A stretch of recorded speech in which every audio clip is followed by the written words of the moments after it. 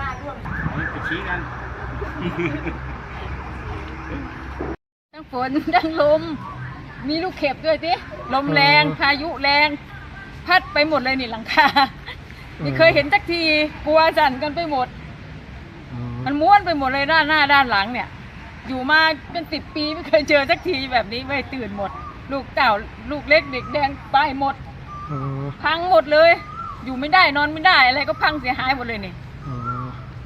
จะทำยังไง เป็นบ้านเช่าใช่ไหมบ้านเช่า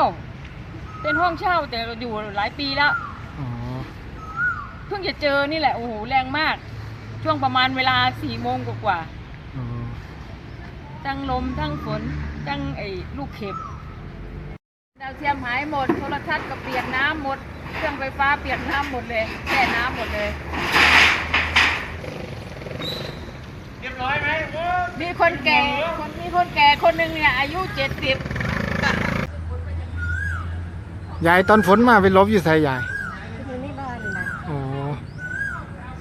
เคยนักจังสีบ่เนี่ยเคยเห็นนักจังสีบ่ย่านว่ายาย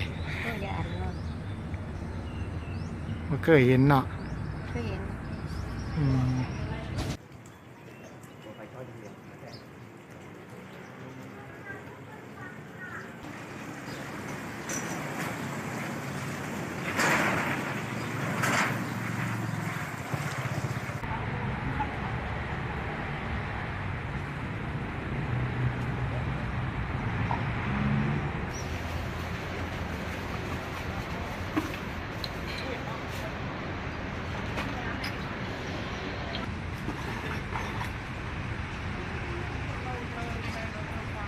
หลังเปิดหมด